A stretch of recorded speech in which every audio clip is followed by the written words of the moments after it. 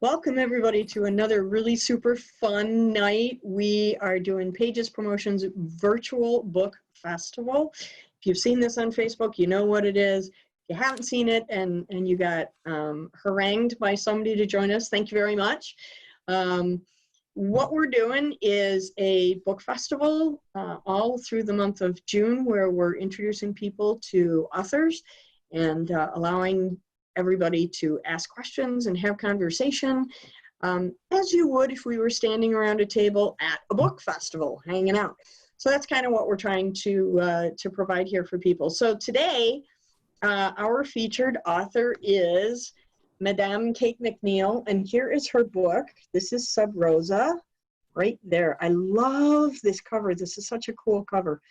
So that's Kate. There's Andy. Welcome, Andy. So, Kate, so this is Sub Rosa. This is book 3 in the series, but you said it's kind of a standalone also. We don't need to read the other 2 before we read this one. Am I getting that right? You are correct. That okay, one can you give us a little synopsis of this one?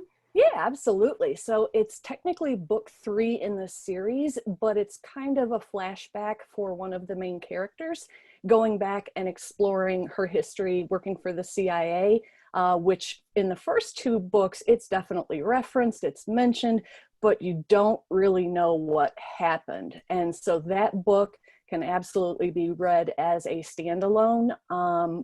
But when people ask me, well, if chronologically that one came first, why shouldn't I read that one first? And it's because we very deliberately, I wanted you to read this, and then Sub Rosa, because otherwise if you read Sub Rosa first, you find out all the reasons why, and then the other books you kind of get a little bit where you're like, oh, that's kind of some exposition. I already knew that from reading Sub Rosa. So that's why it's kind of out of order chronologically, but it's meant to be read in that order. But if you want to read it standalone, you would not be lost. The Star Wars effect. Yeah, I'm retconning everything. I did have to go back through and actually with a highlighter go through and just make sure, okay, she said this, I need to account for 3 dead bodies. How am I going to do that? Oh good, see, Diana is having tech issues. It's because my street team headed up by Britt and Kirsten are actually surrounding the house right now. I warned her about this. This is now the Kate show. I took over. No, she's having mic issues. So I'm just going to keep going. So the book that I did submit for the giveaway that we're doing, where you get just the big box of book goodness, is going to be Sub Rosa. I did want that to be the one that you could read it as a standalone without having to go back and read the first 2. But as of today, the 4th book actually is, today was the official release date. So congratulations. Thank you. And thank you to everybody. I saw everybody's names popping up all day. And I was just like, I love indie authors. I absolutely love indie authors. Definitely had some fun. I think it was just, I don't know if it's irony or coincidence. I'll have to think about it. If any of you saw right in the middle of me talking about what a professional author I am, and my internet went out.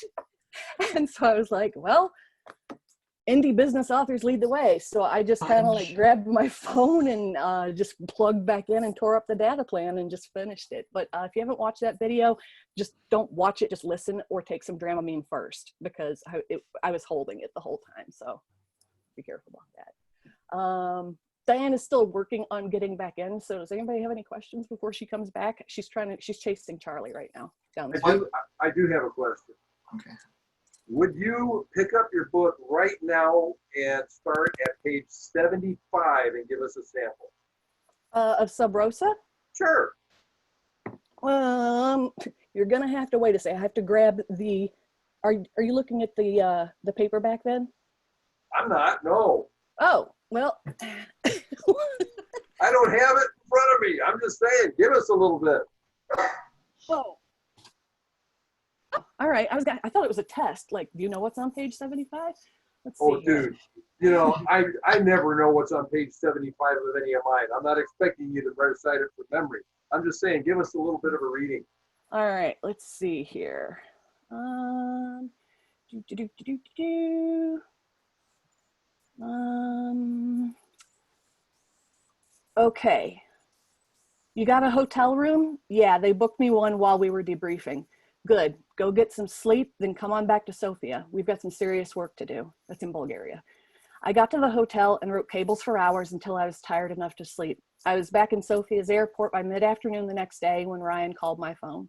Leonte Glukov had suffered another major heart attack in the night, and despite resuscitation efforts at the scene and then transport to the nearest hospital, he died. Clutched in his hand and discreetly retrieved by the officer present was the digital recorder I'd left him. He'd spoke for hours, filling it to capacity. Intriguing. What was on that digital recorder? Well, I'm sure it's something important. Very. Actually, what I just described is one of the main characters who Sub Rosa is about. Her name is Vivian Carmichael, and that was her first kind of big solo win. She is what's referred to as a NOC, non-official cover in the CIA. And what that essentially means is if things go south, the US government has absolutely no obligation to acknowledge a NOC, to try and rescue a NOC. You're just pretty much taking that assignment, knowing that you're on your own and know they're not going to come get you if you're captured. Sounds like Burn Notice.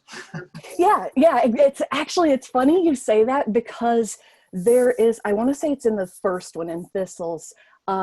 She doesn't mention it by name, but her best friend, the other character, Parker, says, well, I've seen this show where this ex-spy, he goes in and he uses all his skills. And she said, yeah, I know the one that you're talking about, and it's not realistic. But yeah, I thought that too. I think I watched the first season of Burn Notice, and I liked it, but I'm also one of those really horrible people you don't want to watch a movie with because I'm like, that's not realistic. I did research on that. It's not realistic. So what genre do you write in mostly? It is primarily spy thrillers / private investigation, and I do have in the subtitle that it is female spy thriller and private investigation. But I have been very, very pleasantly surprised at how many guys reach out all the time and say, hey, this was really good. I thought it was going to be like a chick book, but it's not. I mean, there's romance in it because... So are you a big Stephanie Plum fan? No. I know that's, my mom loves Stephanie Plum and I feel bad saying that. I don't like slapstick. It's not my thing, for as sarcastic as I can be. Diana said she might have to stop recording and restart standby. So that's okay. When people ask like, hey, I love the Stephanie Plum series, is this like it? I'm like, oh, really not so much. There are some dark things in it, and they sometimes come out at the last second and bite you. Like you've almost gotten lulled with the book. I can't really tell you what she does in the second half of the book, but you've gotten lulled into this like, wow, this is really, crazy and exciting. But then something comes out of left field and just like slaps you across the face. I mentioned in the giveaway video that I did earlier, I'm doing all the normal giveaways, but I'm also doing one that I'm really, really excited to see who gets this. I'm doing a $100 donation to Amnesty International, which is, I'm sure you've all heard of it, but one of the things that they do is to try and combat human trafficking worldwide. Because to me, I thought, even though it's not detailed explicitly in the book, if I was going to use that, I really needed to make that something other than just a plot point in a book. And so I'm really excited to be able to do that. The giveaway's open to anybody. Whoever wins it can either have the donation made in their name, or if they'd like to have it made in someone else's name, I'm happy to do that. So I'm really looking forward to seeing who gets that. Cool. And Diana's still having issues, so she said just keep going. Does anybody else have any questions? Because I can talk for hours. If any of you saw the videos earlier, you're probably like, I have another question, not to dominate things. But I'm writing part 2 of a duology, the second book, and I wanted to write it so that with somebody not reading the first book, it would make sense. So a lot of the stuff I'm I guess if somebody read the first book, they'd say, well, I already know this. I already know this. Since you've had that same experience, what, I guess, advice do you have for stuff like that? Yeah, definitely. Working it into, well, two things. Just in general, just trying to work it into the narrative. If you, a beta reader, editor, whoever comes back and says, this is a little bit, exposition or info dump heavy, then I need to go back and just try and work that in. And one reason why I think I'm able to do that is I am anticipating Diana's mind right now. I am a hardcore pantser. So she's like team plotter. I am hardcore team pantser. Thanks for going there with that, Kate. My mic and my headset were out for a couple of seconds there, so I was missing everything. I finally got reconnected. So it was nothing but nice things. Thanks for just, taking it. Thank you. I'm good. I was just about to convert everyone to team pantser. But honestly, the way I look at it is, so when I started writing don't do that. I've been keeping Team track. Pantser. Yes.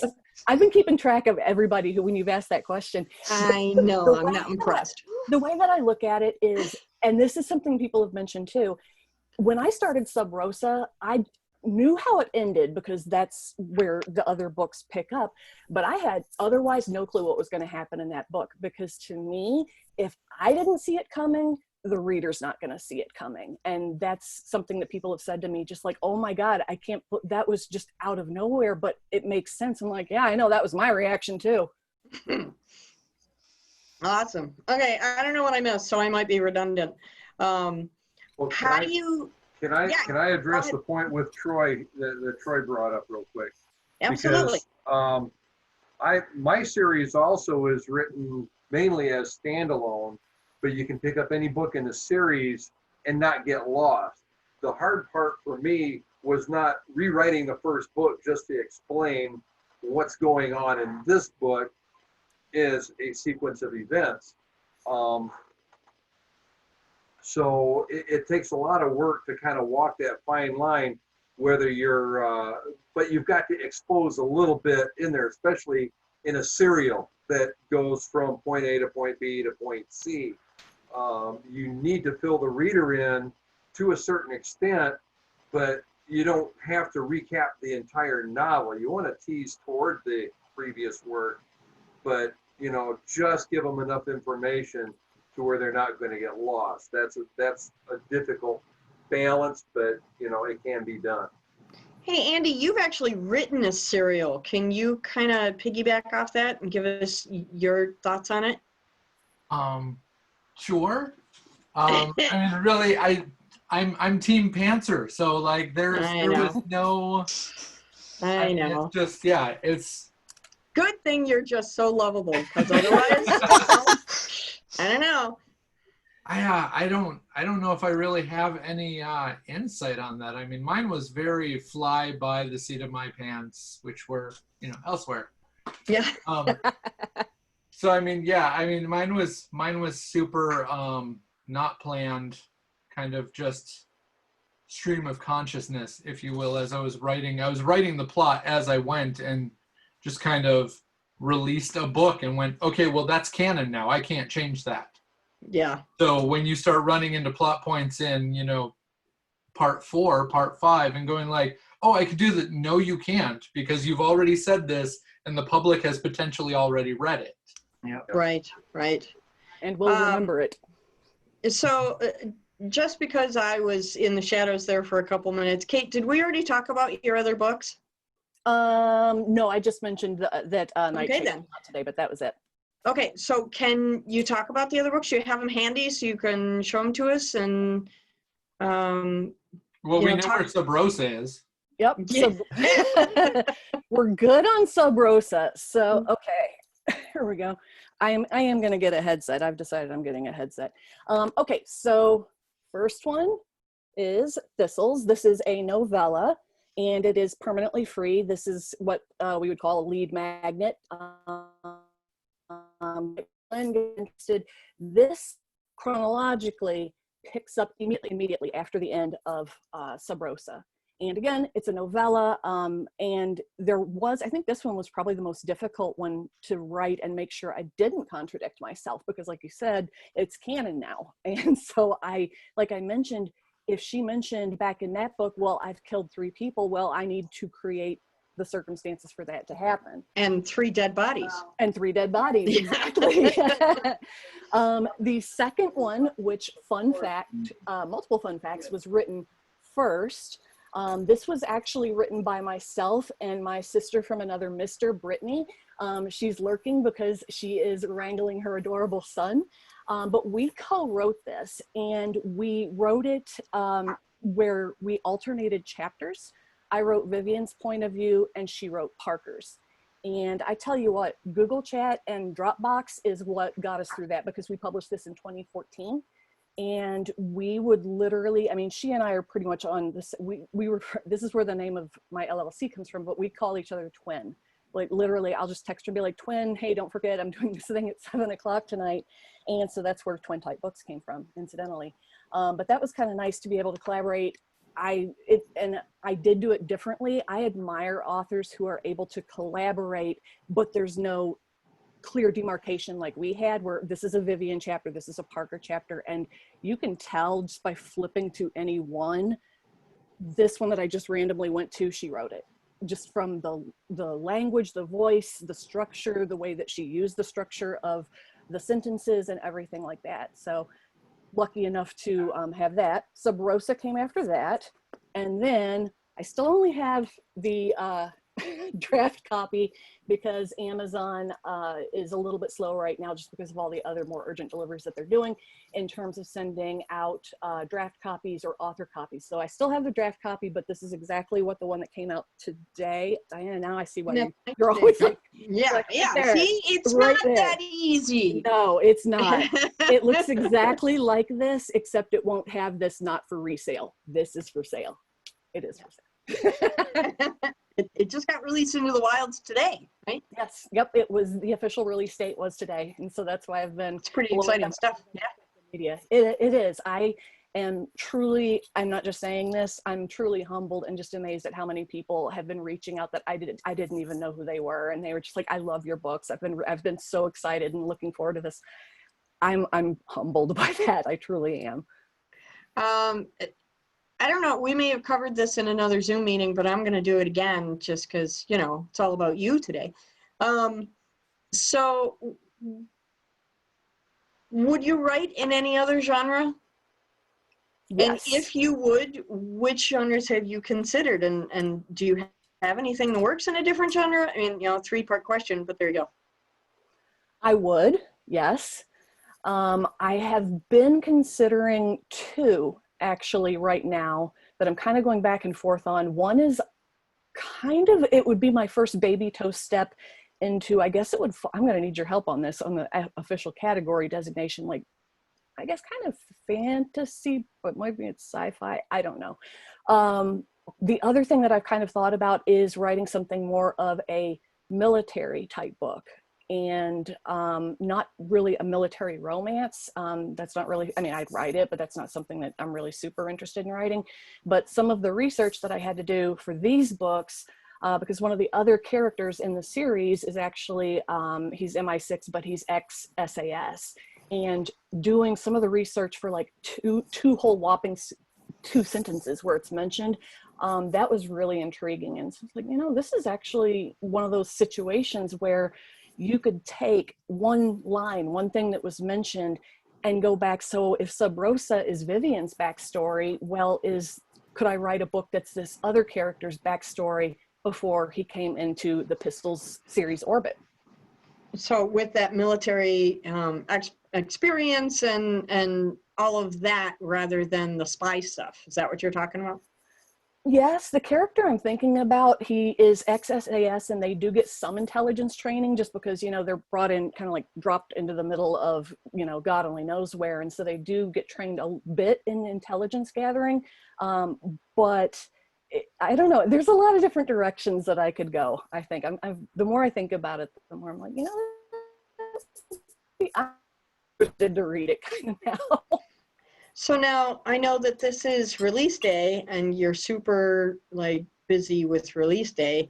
But if you're anything like me, you've been working on some other stuff while this is in final edit and going to press. What have you been working on? Starting the next book. So In this series? In this series, yeah. Awesome. This one, I don't want to say that it ends on a cliffhanger, because you could, like, I hate cliffhangers where they're obviously just cheap ways for the author to get you to buy the next book. I'm contrary enough that if somebody, because to me, even if it's in a series, you should read it and the author ends it skillfully enough where they wrap up the story in that book, but they leave you wanting voluntarily to go buy the next one in the series. Sure, yeah. Whenever I have read a book in the past where it's just one of those cheap cliffhangers, I don't even bother. I mean, it's kind of, I'm going to be blunt, it kind of makes me mad. It irritates me. It makes me feel kind of used that, okay, no, I mean, there have been times where I'm like, did my Kindle not download all of this? And where's the rest of it? And so then me being me, I trot over to Amazon, look at the reviews, and all these people are like, hey, heads up, it ends on a cliffhanger. So one of my Goodreads shelves is actually called, oh, look, a cliffhanger. That's great. Is there anything you won't write about? I think that the only well, two things. And one would be, and we kind of almost touched on it while you were disconnected. Cozy mysteries are something that if I were to write one, I would submit it, or if I had an editor, I'm indie published, but if I were submitting it to an editor, they'd be like, okay, Kate, do you know what a cozy mystery is? You can't kill the parents, okay? Because you just killed their kids back on page 8. You can't do that. And I just don't personally enjoy the genre. I have read a couple that were done very skillfully, and I admire that, but I recognize I would not be good at that. So you're not a person who sits around sipping tea and watching the Hallmark Channel. That's not your thing. No. I do like tea though. I do like tea. But I think the only other thing that I would choose not to write just because I don't think I would do it well would be young adult. I am in awe of people who write young adult and do it so well, but I know that I would not. And so I'm not going to say, well, let me go exploit, another genre that I know for a fact I'm not going to be able to do justice to, and that people should go read more skilled authors than me in that genre. Sure. I have lots of questions, which is surprising because we've had lots of conversations. But so before I dominate the thing, does anybody else in the room have any questions or comments for Kate at this stage? Go, Cyrus. Yes, I do. And I sent you the message. I don't know if you received it on your end. So I was struggling with trying to hear, so go ahead. Okay. Well, I sent Kate a private message on text to try to catch up and make sure that I didn't miss this question. So as a pantser, okay, how do you handle foreshadowing? Because that's got to be an important part of writing a spy thriller. Yeah, absolutely. Yeah. I think that luckily for me, if you think about a spy thriller, there is a whole lot more that was unknown. And so I'm kind of lucky in that respect that sometimes with a spy thriller, that's the whole thing. It was, sub rosa means under the rose, which means done in secret. And Britt gets total credit for, she came up with the title for that. But have there been times where I've had to go back because, again, a cheap device to use is, like to have a Deus Ex Machina or something like that. We're just like, oh, look who just swooped in and saved the day. Or were they even in the book up until now? So for the most part, if I have to, I will go back and change something, but it's just, honestly, I'm very lucky. I'm also very much a stream of consciousness writer, where I think I've got I'm lucky I have a muse sitting on my shoulder that's been kind of guiding me. And there have definitely been times where I realize, and I think it's more like my subconscious, where I've gone back and realized, I already put that in there. And so I think what happened is subconsciously I put it in there. And then even though I'm surprised when it happens, when something does pop into my head, I'm like, oh, it's probably because you mentioned that back in chapter 5. That's why it was in your head. And that's why you put it in. But I'm just very lucky. Like I said, I think I have a muse sitting on my shoulder because it's just very stream of consciousness with me, where I sit down and I just write and I write and I write, and I need total silence. The muse apparently does not like noise or sound or music or anything. Okay. Okay, I need to interrupt you for just 1 second, Kate. Cyrus, is that the dragon we didn't remember to talk about the other night?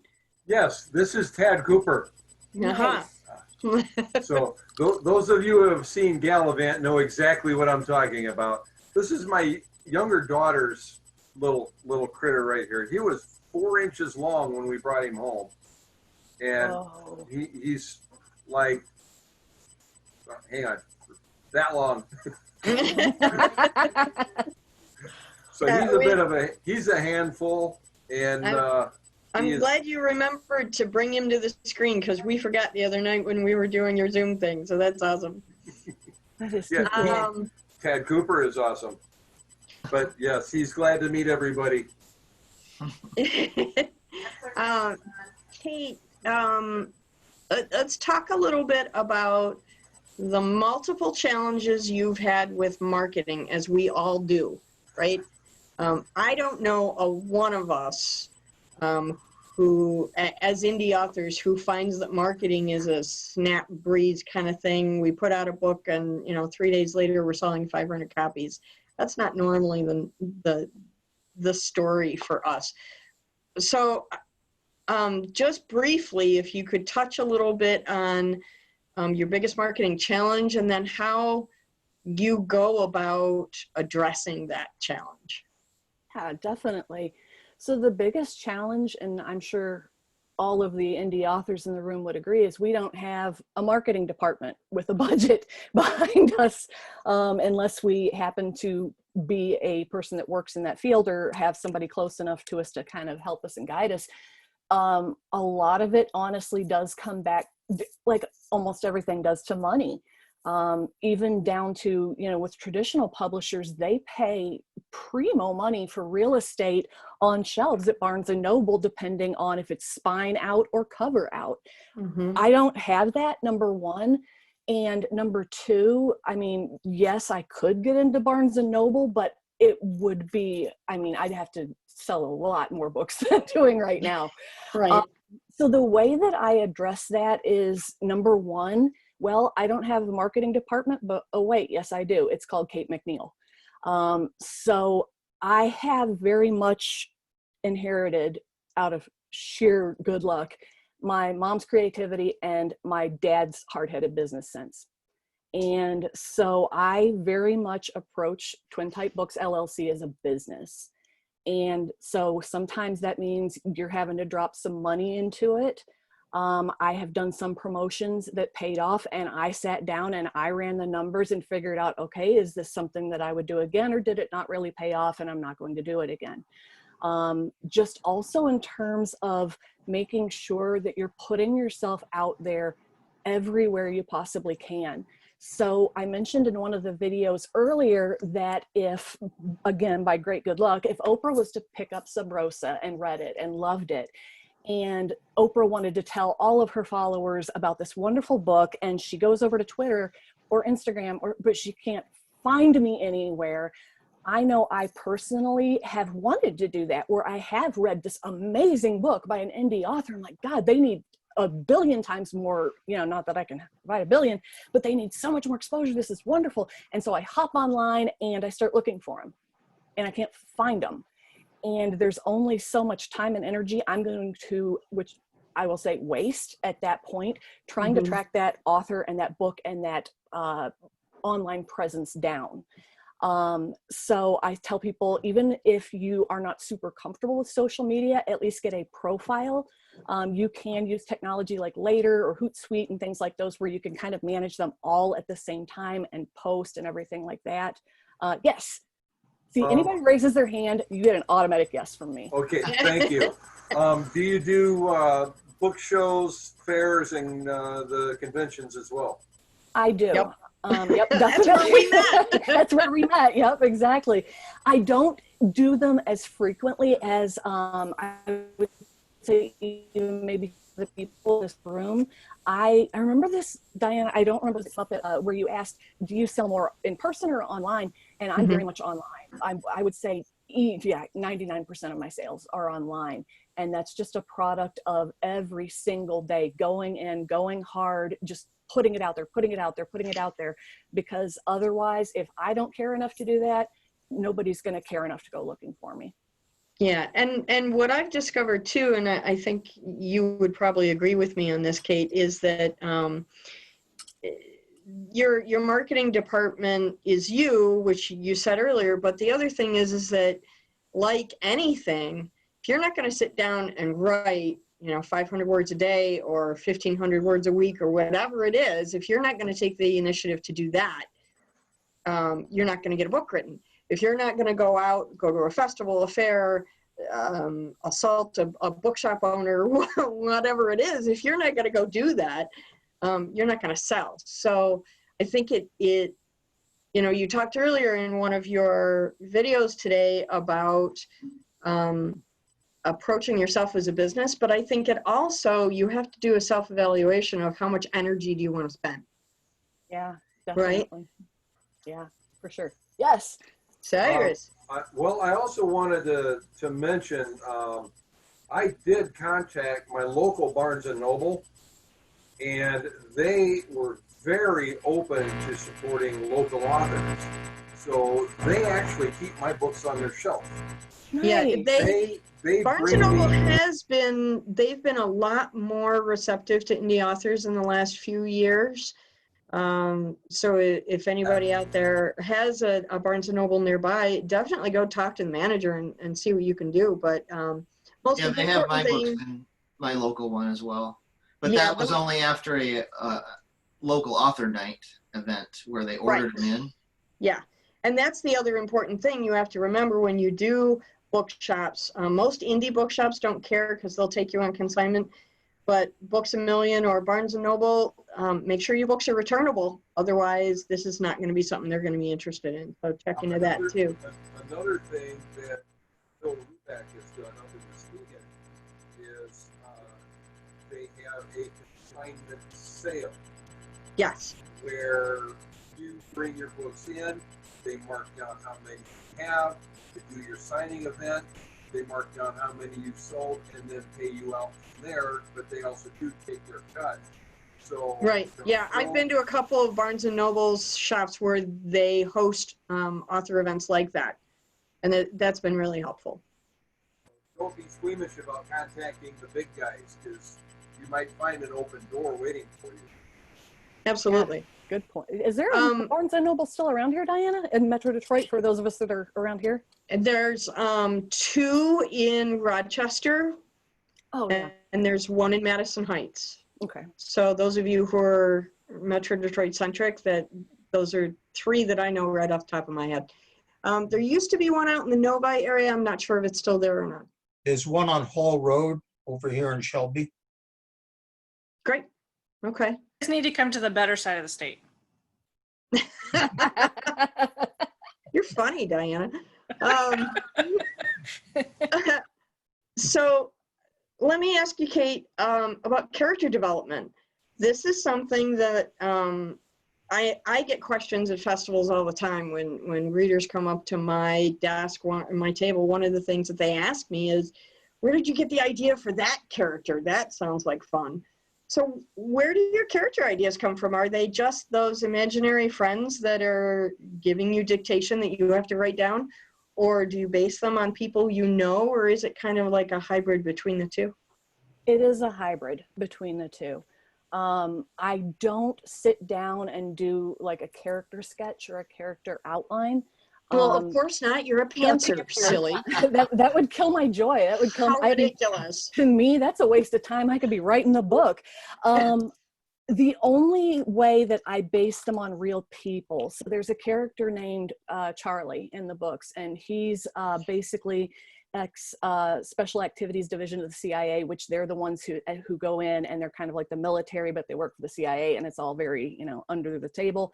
And now that he's retired, he's kind of the local supplier of, as I call it, quasi-legal spy gadgetry, if you want to think of it And I do have, because the parts of the books are set in Charleston and Savannah.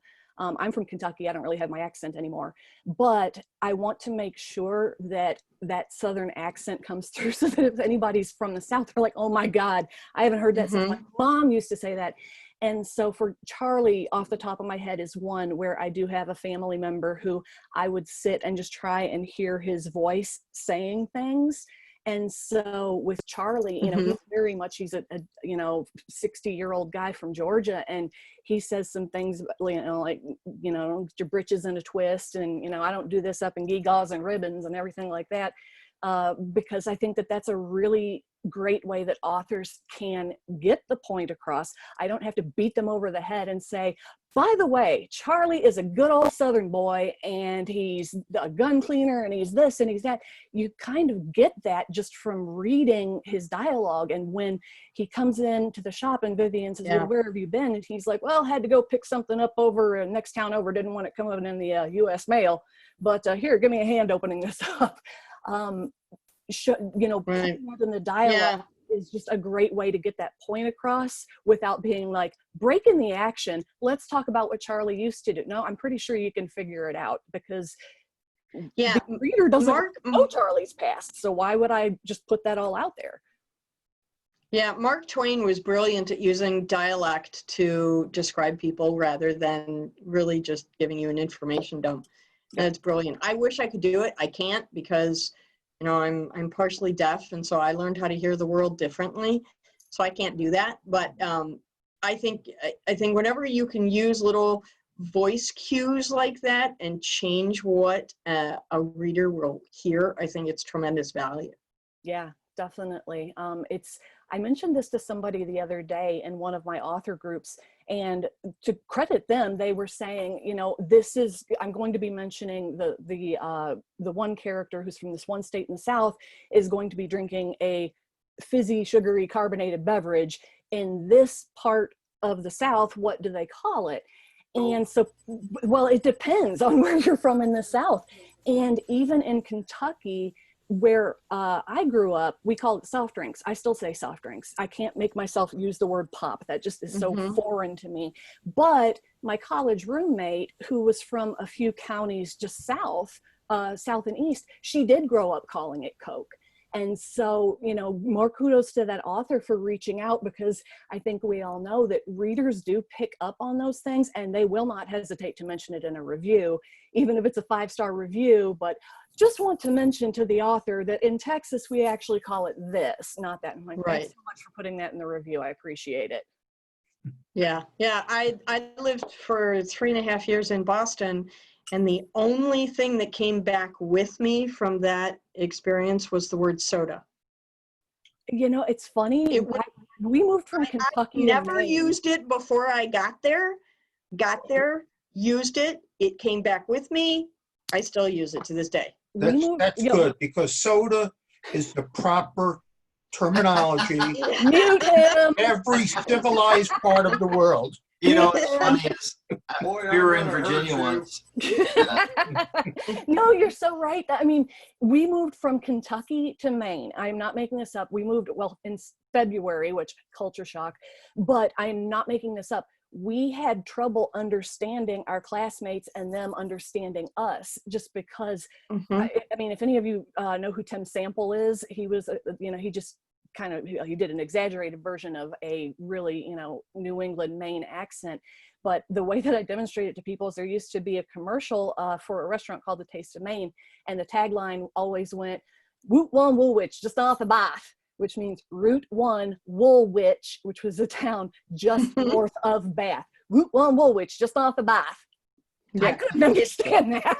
It took me a year of living in the Boston area to figure out that wicked was a positive adjective. Oh, absolutely. Wicked awesome. Wicked awesome. Absolutely. Yeah. Right. So let's talk for a couple seconds about world building. You're fortunate, or depending on how you look at it, maybe not, that all of your stuff is set in real world, what we all understand and know as modern society. And Yes. you're not dealing with, you know, Egyptian culture.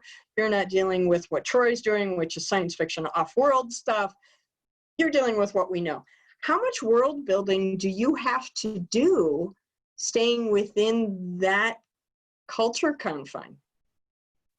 You would be surprised. Obviously, the CIA is its own culture. I've never been invited over to Langley, which is where the CIA headquarters is. So they almost have, I know, right? And if the CIA is listening right now, hi. Just based on some of the web searches. Yeah, they probably I'd like to go, thank you. They got their eye on you. I can't tell you how many times people have been like, did you change your router name to CIA van? I'm like, wow, I've never heard that one before. Yeah. So, I mean, that is almost its own little world, but there is enough research out there where even though, even when ex-CIA officers, not agents, they are officers, not agents, have written books. So the ones I mentioned earlier were Valerie Plame, Jonna Mendez, whose husband was the main character in Argo, but she also worked for the CIA. They have put enough out there for me to kind of get it as realistic as I can, but then still fill in the blanks. When the action moves to Bulgaria, which is where most of Sub Rosa takes place, I didn't realize how many little things, and I love research. That's actually my favorite thing about writing, is doing the research. I didn't realize until I got really deep into the research, these little tiny things. For example, when I was sitting here, when you were speaking, and I was sitting here nodding my head, this means no in Bulgaria. So I should have been going, because this means yes. And Wow. so when I found that out, I had to go back in the manuscript, because again, that's a way that we as writers, instead of just saying, you know, the character, he agreed, he nodded in agreement. Well, no, he's not. He's nodding saying, no, this is yes. So my favorite places to direct people when you are in, like you said, the real world, but still these little micro worlds, YouTube is, I mean, go look at, especially if you're doing something that's outside of your native country, go look up like expat blogs, that sort of thing. And the one that everybody's, I mentioned this in a past one that everybody's surprised, Reddit is, as long, you know, stay out of the dodgy parts of Reddit. But if you go on there and say, I'm an author, this is something I know nothing about, could somebody clue me in? And I'd be happy to include you in the acknowledgements. That is like catnip. People are like, I'm going to be in your book. I'm like, well, you'll be in the acknowledgements. Yeah. But when you put out there that you're trying to just make sure you get it right, you will be amazed at how many people will just bend over backwards and say, yeah, you know, I'll chat with you, whatever you want to do. I can, you know, proofread your Russian. I don't speak Bulgarian. I started teaching myself Russian, and I mean, I kind of am hung up on that completely different alphabet. But people have gone through and said, yeah, that's, you used Google Translate for that, didn't you? I'm like, so, can you fix Oops. it? Yeah, oops, exactly. That's why I stick with French. Oui, oui, d'accord, d'accord. Anybody else have any more questions for Kate? I have a question. Yeah, go Troy. So, have you done any of the storylines where there's an investigation going on and the audience knows the answer, but the characters don't? So the reader is following these characters as they discover things. No. All of the books are written in the first person. And so they're not as much, I like that. This is a really good question. So they are discovering things along with the reader, definitely. I think that I very specifically make sure, I mean, in addition to the first person, not to do that, because I personally don't like that. I don't like it when the author drops so many hints, but without like explicitly showing or telling you, like they show you the murder, even though the main character is not there to see it. For the rest of the book, I'm just kind of cruising along like, well, okay, how did you miss that? Like literally there's a dead body over there and you completely missed that. I mean, the cadaver dog came and found it, but you didn't like lift the curtain and see that there was a dead body there. I'm a horrible nitpicker. Diane, I don't know if you were on when I said I'm that person you don't want to watch a movie with, because my day job is in healthcare. And so I'm nitpicky about that. And then Right. Author, I mean, I'm just JP, my husband, he hates watching movies with me because not only am I like, I'm also the dork that jumps on internet movie right afterwards. Did you know? Pulling all the end goofs Yeah. and stuff like that. Yeah, my husband for some warped reason, I really enjoy Criminal Minds. And I think it's because of the character connections between the main cast. I really like that. But he's constantly going, Google says that's not how that works. And by the way, how is it that they showed us the bad guy in the beginning, but it takes them 45 minutes to figure it out? Couldn't they just go back and watch the opening you just watched? He's like, he takes all the fun out of it. Yeah, that's kind of how I feel about a lot of those. Yeah. Cyrus, go ahead. I have a recommendation. I'm going to have to bust out of here shortly, but I do have one final recommendation for Kate as far as like the point of view thing and people figuring things out. Watch a movie called The Enemy Below with Robert Mitchum. Mhm. That is a fantastic movie that shows a sequence of events from two different points of view. And what I like about it is that this commander makes a decision. This commander thinks that this commander is going to make this decision when he makes that decision. So there's wrong assumptions on both sides of the ball, and it really makes a fantastic story. It sounds like there's a lot of sleight of hand going on there. It really kind of is. And I actually folded some of that into my books because I do switch to the bad guy's point of view, figuring out what the good guys are going to do, and the good guys trying to figure out what the bad guys are going to do. And quite often they're both wrong, and hilarity ensues, I guess you could say. But anyway, it was great talking with you. I got to bust out of here. I got a thing. Awesome. But Thank you for I'm going being to be here. looking at this later on YouTube. Have a great evening, everybody. Thank you. Thanks, Cyrus. Thanks for coming by. Appreciate it. Thank you. Anybody else have any questions or comments for Kate? Specials. Yes. Yeah, I hadn't gotten to that. I was going to be my next thing. It's like, Everybody I've been talking to today has been so preemptive. It's making me crazy. I was Sorry. doing a tour earlier. Doing it to me all day. Go, Kate. Okay, so I'm actually doing a lot of giveaways. And basically, I know a lot of you you're already entered already because you were sharing some of the videos and posts from earlier, which I sincerely appreciate. Thank you so much for that. So just kind of going down the line, I really don't ever put my books on sale. It's because I don't really want to have to just keep up with, okay, I can change Amazon. Now I got to go over to Smashwords and change it here and, and all that kind of thing.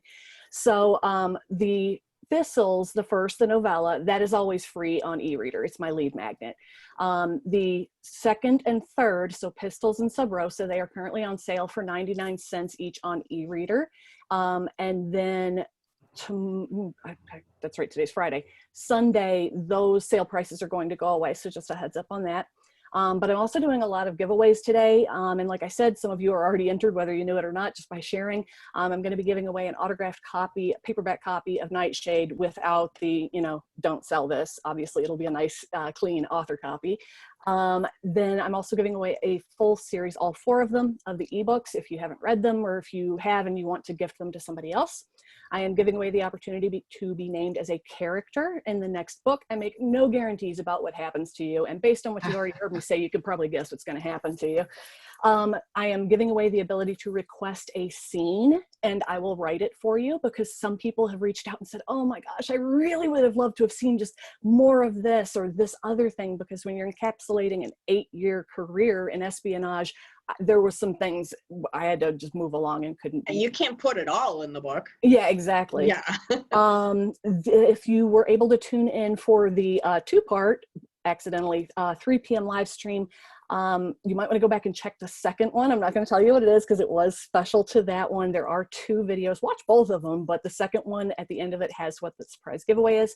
And then the last one that I mentioned at the very, very beginning is I'm doing a $100 donation to Amnesty International, which is you've probably heard of it. They work on combating human trafficking throughout the world.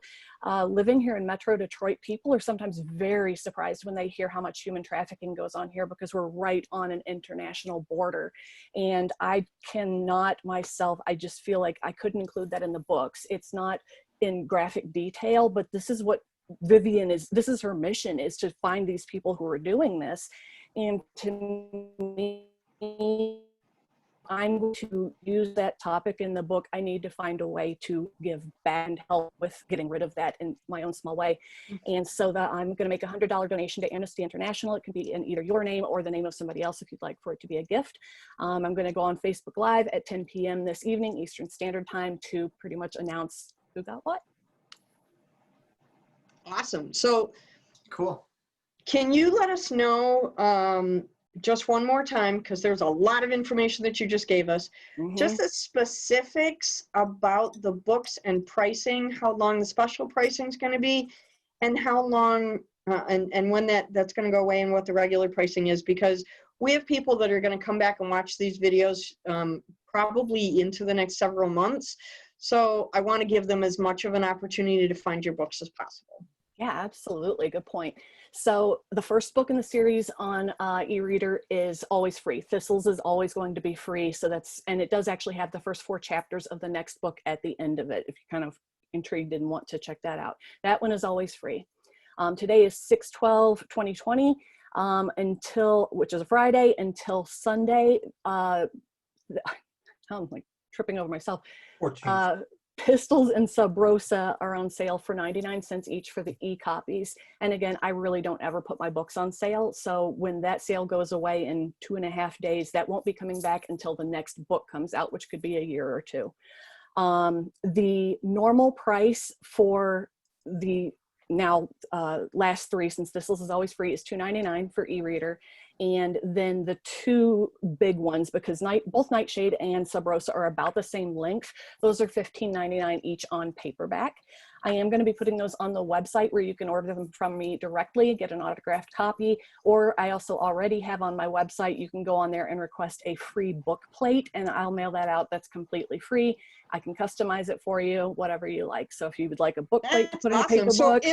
So if we already bought your book at a past festival, we can get an autographed copy anyway, because you'll give us a book plate. Yep, and because That's spectacular. And because Britt and I just work together that well, if you order Pistols, it's actually signed by both of us, even though we live very, very, very far apart, because we're just that good. Spectacular. You guys are amazing. Anybody else have any questions for Kate before we wrap this up?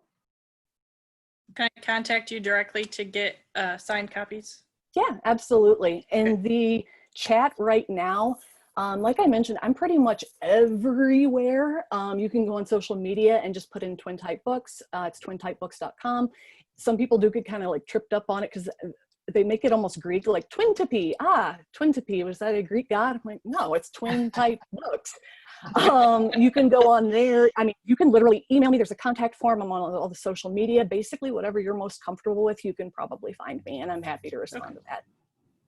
Absolutely.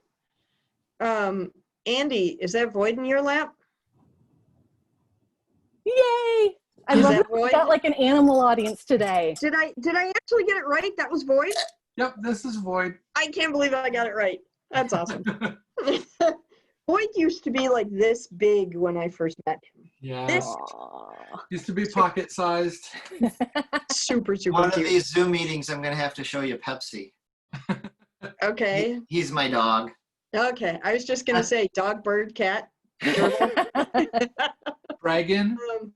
I would bring Charlie over, Kate, but he's curled up on the couch snoozing.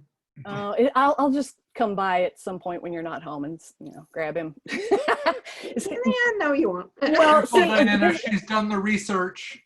yeah, I have.